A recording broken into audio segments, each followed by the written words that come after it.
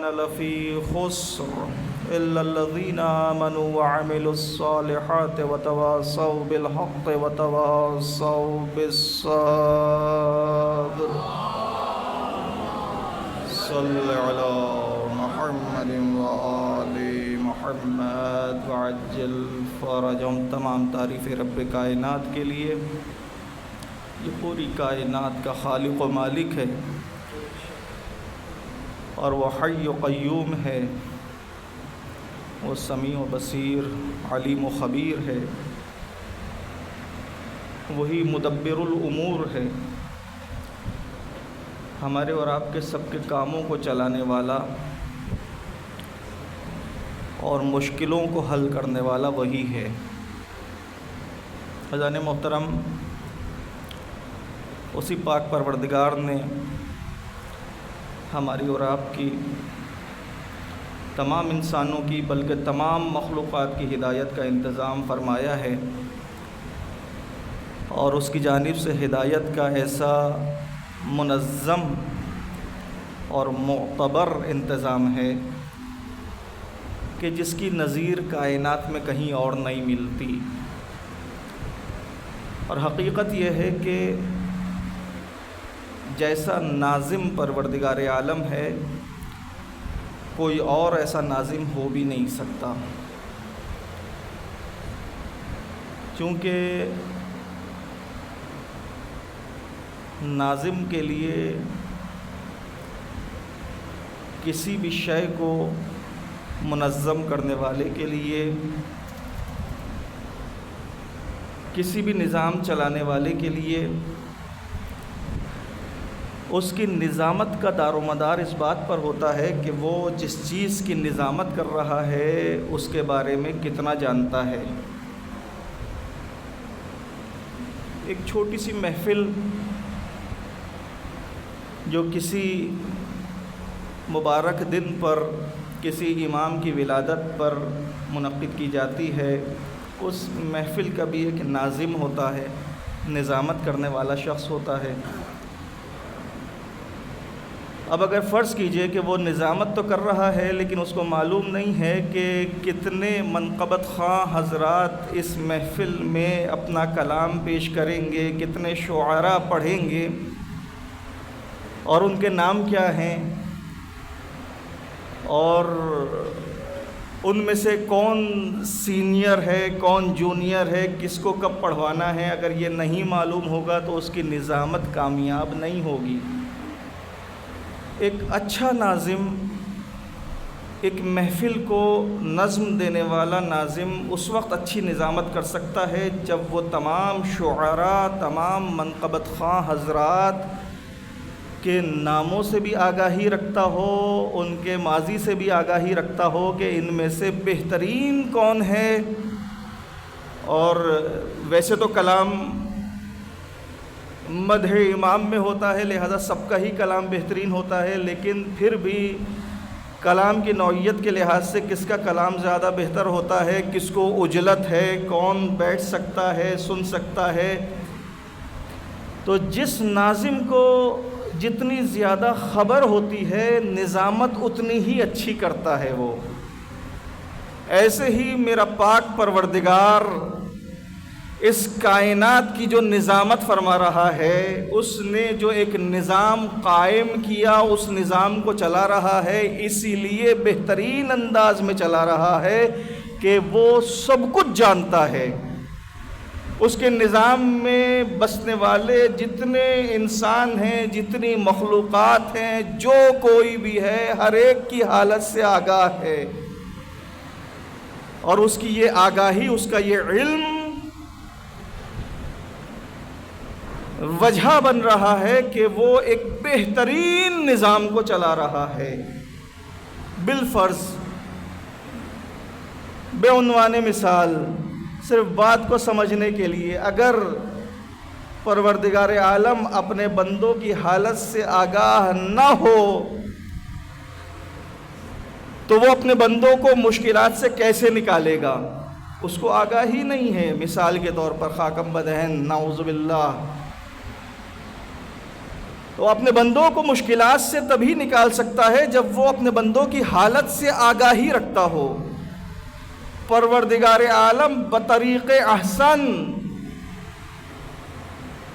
مکمل طور پر بے شکل عدم اپنی تمام مخلوقات کی حالتوں سے آگاہی رکھتا ہے، اسی لیے جب وہ پسند فرماتا ہے اپنے بندوں کو مشکلات سے نکال لیتا ہے۔ فضان محترم، اور بات یہ ہے کہ اس نے اس طریقے سے اپنے بندوں کو ترغیب دلائی ہے، اس طریقے سے شوق پیدا فرمایا ہے کہ یہ بندے ایک دوسرے کے ساتھ حسن سلوک کرتے رہیں۔ یہ جو آپ کے دل میں دوسرے انسان، دوسرے مومن کی محبت ڈالی ہے، یہ کس نے ڈالی ہے؟ کوئی اور ہے اللہ کے علاوہ جس نے آپ کے دل میں دوسرے مومن کی محبت ڈالی ہو؟ یہ جو آپ ایک دوسرے سے محبت کرتے ہیں، ایک دوسرے کو دیکھ کے مسکراتے ہیں، احوال پرسی کرتے ہیں، ایک دوسرے کے ساتھ نیکی کرنے کا جذبہ رکھتے ہیں، یہ جذبہ کہاں سے آیا؟ کس نے آپ کے دل میں ڈالا ہے یہ جذبہ؟ یہ کیفیت کہاں سے پیدا ہوئی آپ کے دل میں؟ آپ کو دوسرے کی تکلیف کا احساس کس نے عطا کیا؟ بلکہ یوں کہا جائے تو غلط نہیں ہوگا کہ آپ شکل و صورت کے لحاظ سے تو انسان ہیں بے شک، لیکن مہربانی اور ہمدردی کے لحاظ سے، اعتبار سے انسان آپ کو کس نے بنایا؟ دوسرے کا درد آپ کے دل میں کس نے پیدا فرمایا؟ وہی اللہ ہے جس نے ہمارے دلوں میں ایک دوسرے کے لیے ہمدردی پیدا فرمائی ہے، وہی اللہ ہے جس نے یہ احساس عطا فرمایا ہے کہ ہم اس فکر میں رہتے ہیں کہ ہمارا برادر ایمانی کس کیفیت میں ہے، کس حالت میں ہے، کب اسے ہماری مدد کی ضرورت ہے۔ یہ کیفیت، یہ حالت یہ اللہ نے عطا فرمائی ہے، یہ اس کی عطا ہے، یہ اس کی دین ہے کہ جس کی وجہ سے ہم ایک دوسرے کے کام آنے کا جذبہ رکھتے ہیں، ایک دوسرے کے کام آتے ہیں، ایک دوسرے کی مشکل میں مددگار بنتے ہیں۔ فی زمانہ موجودہ وقت میں بالخصوص حالات اس نہج پہ پہنچ چکے ہیں کہ اکثر و بیشتر لوگ پریشان حال ہیں، مالی اعتبار سے تنگ دستی کا شکار ہیں، محتاج ہیں،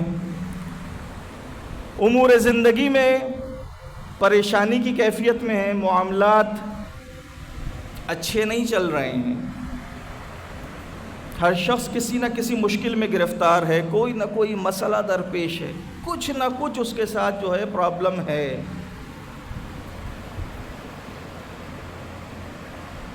ایسے میں، ایسے حالات میں، توجہ میری جانب رہے، ایسے حالات میں اور بھی زیادہ ضرورت ہے اس بات کی کہ ہم اپنے ارد گرد زندگی گزارنے والے انسانوں پر نگاہ رکھیں، نظر رکھیں اور یہ محسوس کرتے رہیں کہ کس کو کب ہماری ضرورت ہے۔ دیکھیے کچھ مسائل ایسے ہوتے ہیں جو اجتماعی کاوشوں سے حل ہوتے ہیں، انفرادی کوششوں سے وہ مسئلے حل نہیں ہوتے۔ ہمارے معاشرے میں غربت، تنگ دستی، فقر جس طریقے سے پھیلی ہوئی ہے، پھیلتی جا رہی ہے، یہ مالی مشکلات جس طریقے سے عام ہوتی جا رہی ہیں، ایسے میں ہم سب کا اجتماعی فریضہ ہے کہ ایک دوسرے کے کام آئیں۔ اچھا، یہ ایک دوسرے کے کام آنا یا جس کو کہا جاتا ہے ایک دوسرے کے ساتھ حسن سلوک کرنا، نیکی کرنا، یہ ایسی چیز ہے جس کے اثرات ہمارے اس دنیا میں بھی مرتب ہوتے ہیں، آخرت میں بھی مرتب ہوتے ہیں۔ خود فرامین معصومین کی روشنی میں جو چیز ثابت ہے وہ یہ ہے کہ انسان اگر اپنے اہل و عیال اور اپنے عزیز و اقارب اور اپنے ہمسایوں کے ساتھ حسن سلوک کرے نیکی کرے، ان کی مشکل میں ان کے کام آئے، ان کی احتیاج کو برطرف کرے، تو خود انسان کے لیے رزق کے دروازے کھلتے ہیں۔ ہم دعائیں کرتے ہیں، پروردگار رزق میں وسعت عطا فرما۔ تقریباً جب بھی نماز تمام ہوتی ہے تو ہم جو دعائیں کرتے ہیں اس میں یہ دعا شامل ہوتی ہے، پروردگار رزق میں وسعت عطا فرما۔ بے شک پروردگار عالم رزق میں وسعت عطا فرماتا ہے، لیکن اس نے طریقہ بتایا ہے۔ یہ دنیا دار عمل ہے۔ متاسفانہ آج کا مسلمان یہ بھولتا جا رہا ہے کہ یہ دنیا دار عمل ہے۔ کچھ لوگ اس کو فقط دار دعا سمجھتے ہیں، کچھ لوگ فقط اس دنیا کو مال و دولت کمانے کی جگہ سمجھتے ہیں، کچھ لوگ اس دنیا کو عیش و عشرت کی جگہ سمجھتے ہیں، جبکہ یہ دنیا کیا ہے؟ کچھ تو کہیے کیا ہے؟ دار عمل ہے، دار امتحان ہے، دار آزمائش ہے، آزمائش کا گھر ہے یہ دنیا، امتحان کا مرکز ہے یہ دنیا، عمل کی جگہ ہے یہ دنیا۔ میرے مولا امام جعفر صادق علیہ السلام ارشاد محمد وعجل فرجم ارشاد فرماتے ہیں کہ ان البر یزید فی الرزق، کہ نیکی کرنا ایک دوسرے کے ساتھ، دوسروں کے ساتھ بھلائی کرنا، دوسروں کی مشکل میں کام آنا رزق میں وسعت پیدا کرتا ہے۔ ہم الٹا تصور کرتے ہیں۔ کیا تصور کرتے ہیں؟ کہ جتنا اللہ نے ہمیں دیا ہے، جتنا ہم کما رہے ہیں، جتنا ہم پیسہ بنا رہے ہیں، وہ جتنا ہم بچائیں گے، اپنی پاکٹ میں رکھیں گے، اکاؤنٹ میں رکھیں گے، اپنے سیف میں رکھیں گے، اتنا ہمارے کام آئے گا، اتنا زیادہ ہوگا۔ جبکہ امام معصوم کیا ارشاد فرما رہے ہیں کہ دوسرے کے ساتھ بھلائی کرنا، نیکی کرنا، دوسرے کی مشکل میں کام آنا رزق میں وسعت پیدا کرتا ہے۔ یہ جتنا ہم کما رہے ہیں نا، جو ہماری آمدنی ہے، یہ بے شک اللہ عطا کر رہا ہے ہمیں، لیکن یہ سب کی سب ہمارے لیے ہمیں عطا نہیں کر رہا ہے۔ اور یہ بات بہت آرام سے سمجھ میں آ سکتی ہے۔ اگر آپ گھر کے سربراہ ہیں تو آپ اس بات کو سمجھتے ہیں کہ یہ جو اللہ تعالیٰ رزق و روزی عطا فرما رہا ہے، یہ جو مجھے عطا کر رہا ہے، یہ فقط مجھے عطا نہیں کر رہا، یہ میرے اہل و عیال کا بھی حصہ ہے اس میں۔ یہ بات تو سمجھ میں آتی ہے سب کو۔ اتنا سا اور سمجھنے کی ضرورت ہے کہ پروردگار عالم آپ کو جو عطا کر رہا ہے، آپ کے اہل و عیال کا بھی حصہ ہے اس میں، آپ کے محتاج و غریب و تنگ دست ہمسایوں کا، آپ کے غریب و تنگ دست رشتہ داروں کا بھی حصہ ہے۔ آپ ذرا اس انداز میں خرچ کر کے دیکھیں، کرتے ہیں بہت سے لوگ، اللہ تعالیٰ ان کو بہترین اجر عطا فرمائے، کرتے ہیں، ایسا نہیں ہے کہ نہیں کرتے، لیکن نیکی جتنی زیادہ کی جائے اتنی اچھی ہے۔ اچھا، جو لوگ نہیں کرتے ابھی تک وہ کرنے لگیں، کیا بہترین بات ہوگی۔ تو امام نے ایک جگہ اور فرمایا کہ من حسن برہ اہل بیتہ زید فی رزقہ، کہ جس نے اپنے اہل و عیال کے ساتھ بھی نیکی کی، ان کے بھی کام آیا، پروردگار عالم اس کے بھی رزق میں اضافہ فرما دیتا ہے۔ تو دیکھا آپ نے کہ امام معصوم کی تعلیمات کے مطابق رزق میں وسعت کا سبب بنتا ہے ایک دوسرے کے ساتھ نیکی کرنا۔ نگاہ رکھیں، دیکھتے رہیں آپ کے ہمسایوں میں، آس پاس والوں میں، رشتہ داروں میں کون تنگ دست ہے، کون بے روزگار ہو گیا ہے، کس کے گھر میں بیماری ہے۔ کیا خوب کسی نے بات کہی تھی، شاید آپ میں سے بھی بعض نے یہ بات سنی ہو یا پڑھی ہو، کہ ہم خوشی میں تو پہنچ جاتے ہیں لفافہ لے کر، ہاں، بیماری میں نہیں پہنچتے لفافہ لے کر، جبکہ خوشی میں کوئی خاص ضرورت نہیں ہوتی کسی کے لفافے کی۔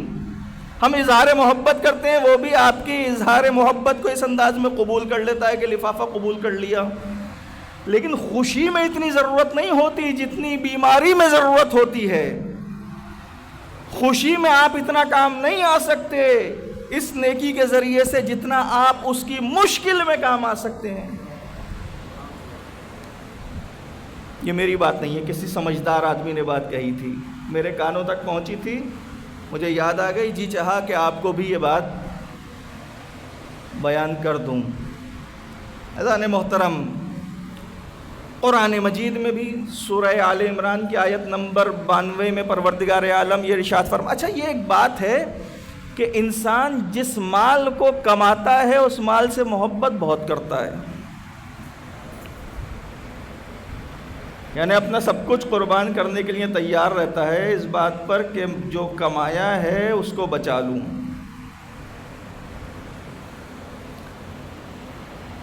اللہ تعالیٰ قرآن مجید میں سورہ آل عمران میں آیت نمبر 92 میں ارشاد فرما رہا ہے کہ لن تنالوا البر حتى تنفقوا مما تحبون، تم نیکی کے مقام پر نہیں پہنچ سکتے،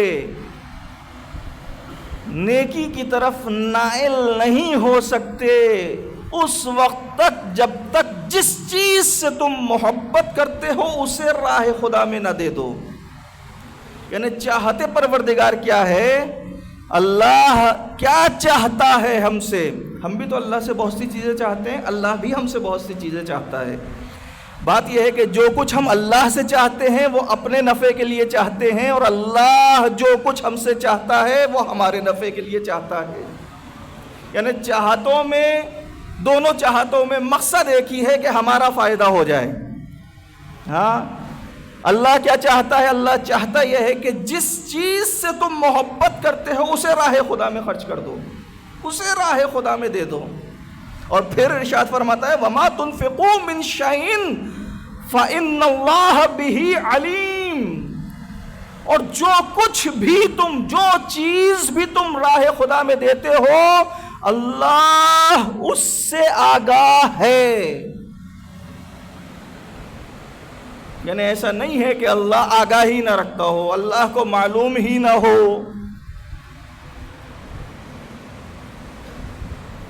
اللہ جانتا ہے کہ جو تم جس چیز سے محبت کرتے ہو اسے راہ خدا میں دے رہے ہو۔ اچھا، اللہ جانتا بھی ہے اور اللہ بہترین اجر دینے والا بھی ہے۔ ہاں، دنیا والے تو بسا اوقات ایسا کرتے ہیں کہ آپ جس کے ساتھ حسن سلوک کریں، پلٹ کے وہ حسن سلوک کے بجائے احسان فراموشی کرتا ہے، ہاں، آپ کی نیکی کو ضائع کر دیتا ہے۔ دنیا کا یہ طریقہ ہے، البتہ یہ مومنوں کا طریقہ نہیں ہے۔ مومنوں کا طریقہ وہی ہے کہ حل جزاء الاحسان الا الاحسان، کہ کیا نیکی کا بدلہ نیکی کے علاوہ بھی کچھ ہو سکتا ہے؟ تو مومن جو ہے وہ تو نیکی کا بدلہ نیکی ہی سے دیتا ہے۔ لیکن دنیا میں یہ ہوتا ہے کہ آپ جس کے ساتھ نیکی کریں گے وہ پلٹ کے نیکی کرنے کے بجائے آپ کی نیکی کو ضائع کر دے گا، ضائع کرنے کی کوشش کرے گا۔ لیکن اللہ بہترین جزا دینے والا ہے۔ اللہ جو کچھ بھی آپ راہ خدا میں دیتے ہیں، اب راہ خدا میں دینے کا مطلب یہی نہیں ہے کہ جو کچھ آپ مسجد میں دیتے ہیں، جو کچھ مدرسے یا امام بارگاہ میں دیتے ہیں، نہیں، جو کچھ راہ خدا میں اپنے بھائی کو بھی دیتے ہیں، راہ خدا میں دیتے ہیں، یعنی کیا؟ یعنی اللہ کی رضا کے لیے دیتے ہیں، اللہ کو خوش کرنے کے لیے دیتے ہیں۔ اللہ اس سے آگاہ ہے، جانتا ہے اللہ، اور وہ بہترین بدلہ دینے والا ہے، بہترین جزا و ثواب دینے والا ہے۔ بہت سے واقعات ہیں۔ انسان کو اپنے مال سے محبت ہوتی ہے۔ ایک صحابی رسول ہیں ابو طلحہ انصاری، مدینے میں ان کا کھجوروں کا بہترین باغ تھا، بہترین باغ، مدینے کے تمام باغات میں سب سے منفرد باغ تھا، بہترین پھل آتا تھا، اور بہترین میٹھے پانی کا چشمہ اس باغ میں موجود تھا، صاف ستھرا باغ۔ جب یہ آیہ وافی ہدایہ نازل ہوئی کہ لن تنالوا البر حتى تنفقوا مما تحبون، کہ تم نیکی کے مقام و منزلت پر اس وقت تک فائز نہیں ہو سکتے جب تک تم جس چیز سے محبت کرتے ہو اس کو راہ خدا میں انفاق نہ کر دو۔ تو ابو طلحہ انصاری پیغمبر ختمی مرتبت کی خدمت میں حاضر ہوئے اور یہ عرض کی کہ آقا، یہ بہترین باغ جو مدینے کا بہترین باغ ہے، میں اس کو راہ خدا میں دینا چاہتا ہوں۔ ہاں، میرے نبی نے جواب میں کیا ارشاد فرمایا؟ جواب میں یہ ارشاد فرمایا، اے ابو طلحہ انصاری، ذرا اپنے عزیزوں رشتہ داروں میں دیکھو کس کس کو تمہارے اس مال کی ضرورت ہے، انہیں دو۔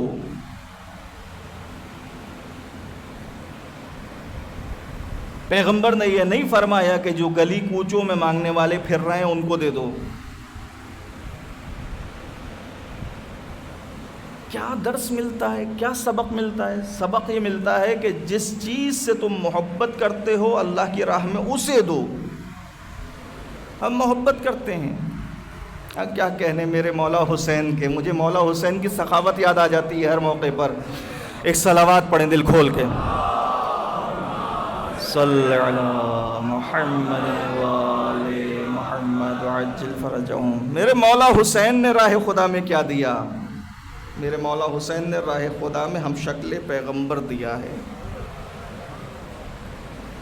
یعنی اس سخاوت تک جو میرے مولا حسین نے سخاوت کربلا میں دکھائی ہے، اس سخاوت تک تو کوئی پہنچ ہی نہیں سکتا۔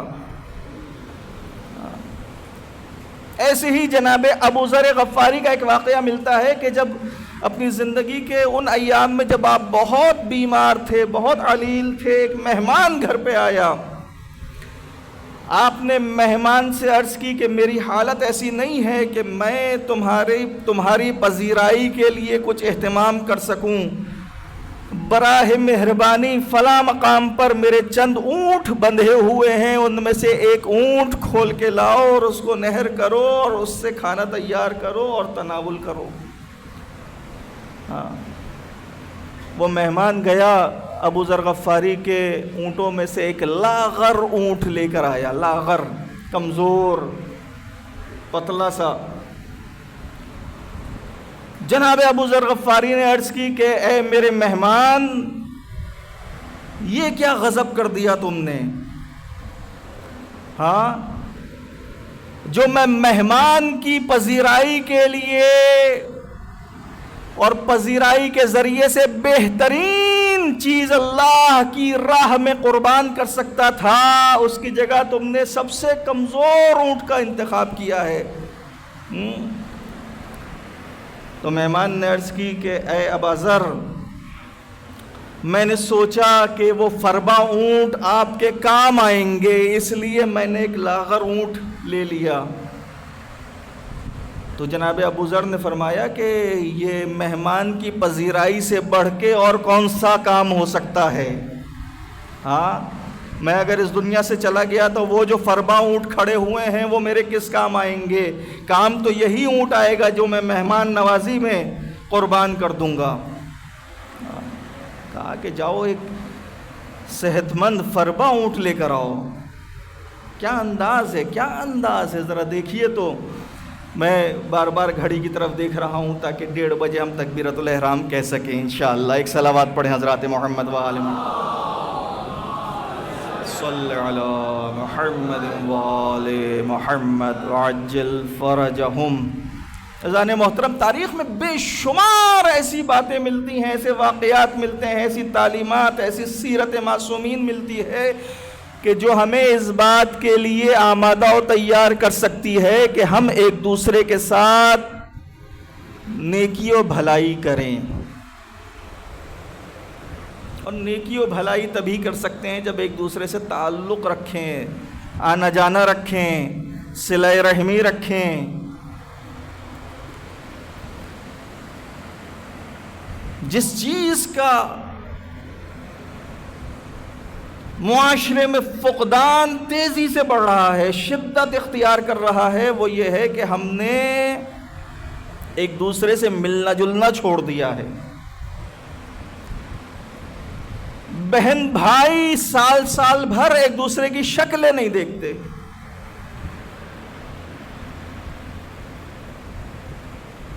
اور یہ سارا وقت جو صلہ رحمی میں آج سے 30 سال 35 سال 40 سال پہلے مومنین صلہ رحمی میں جو وقت گزارتے تھے، وہ وقت لے لیا موبائل نے.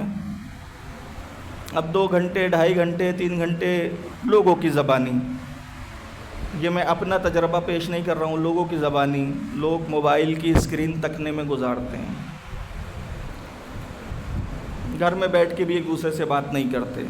خیر، بہرحال عزیزان محترم، ایک دوسرے سے ملیں گے نہیں تو ایک دوسرے کی مشکلیں سمجھیں گے نہیں، ایک دوسرے کے مسائل سے آگاہی حاصل نہیں کر سکیں گے. جب آگاہی نہیں ہوگی ایک دوسرے کے مسائل سے تو ایک دوسرے کے کام کیا آئیں گے؟ تو بنیادی چیز کیا ہے؟ بنیادی چیز یہ ہے کہ ہم ایک دوسرے سے روابط قائم کریں، رابطہ رکھیں، ملنا جلنا رکھیں، آنا جانا رکھیں، ایک دوسرے کی احوال پرسی کرتے رہیں. مسجد میں نماز کے لیے آنے کا ایک فلسفہ یہ بھی ہے کہ مومنین کو ایک دوسرے کے حالات سے آگاہی حاصل ہوتی ہے. جب آگاہی حاصل ہوتی ہے تو احساس پیدا ہوتا ہے، ایک دوسرے کی خوشی اور غم میں شریک ہونے کا جذبہ پیدا ہوتا ہے. لیکن کیا کہیں، جذبہ اور احساس تو ویسے ہی مردہ ہوتا چلا جا رہا ہے. نہ جانے انسان کتنا قسی القلب ہو گیا ہے، کتنا دل سخت ہو چکا ہے، کتنے احساسات مردہ ہو چکے ہیں، کتنے جذبات ختم ہو چکے. اور یہ مسلمان کی حالت نہیں ہے، انسان کی حالت ہے، بالعموم آج کے انسان کی حالت ہے.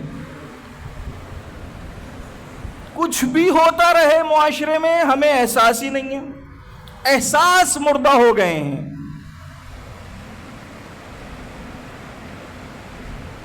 دنیا میں ظلم ہو رہا ہے، ظلم اپنی انتہا کو ہے، سفاکی اپنے عروج پر ہے. لیکن احساسات انحطاط کا شکار ہوتے ہوتے صفر کی منزل پہ پہنچ چکے ہیں. فلسطین ہو، پارا چنار ہو، یمن ہو، شام ہو، عراق ہو، افغانستان ہو، پاکستان کے دیگر مناطق ہوں، ظلم کا بازار گرم ہے، گرم ہے. فلسطین میں کیا ہو رہا ہے؟ ہاں، پچھلے دنوں ہر ایک نے وہ ویڈیو کلپ دیکھی جس میں بم دھماکہ ہوتا ہے اور بچوں کے اور انسانوں کے چیتھڑے ہوا میں اڑ رہے ہوتے ہیں. محسوس ہوتا ہے ان ویڈیوز کو دیکھ کر کہ یہ انسان ہیں جو ہوا میں اڑ رہے ہیں دھماکوں کی شدت سے.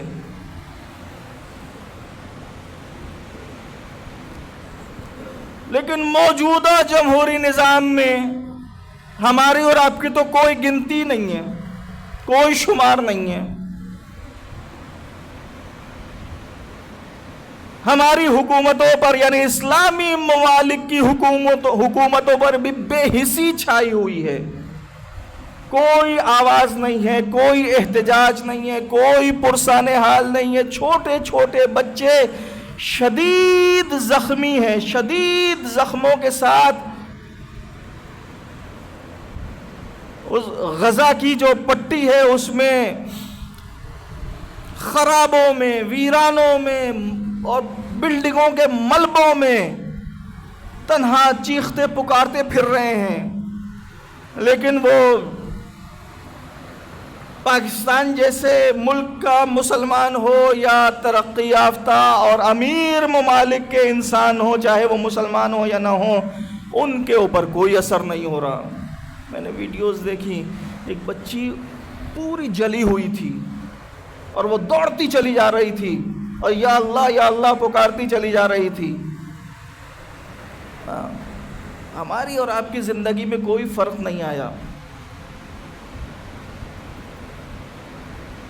ایک چھوٹی سی بچی تھی، دوسری چھوٹی بچی کو شاید اس کی بہن ہوگی، ایک فیڈر میں دودھ پلانے کی کوشش کر رہی ہے. وہ دودھ بھی بڑا عجیب گندا سا محسوس ہو رہا ہے دیکھنے میں، اور بہلانے کی کوشش کر رہی ہے. نہ جانے ان بچوں کے ماں باپ شاید اس دنیا میں نہیں رہے، کوئی بڑے بہن بھائی نہیں رہے. کوئی پرسان حال نہیں ہے، کوئی آواز نہیں ہے، کوئی احتجاج نہیں ہے. کسی اسلامی ملک کے کسی حکمران کو غیرت نہیں آ رہی، بے غیرتی چھائی ہوئی ہے، بے حسی ہے. ہاں،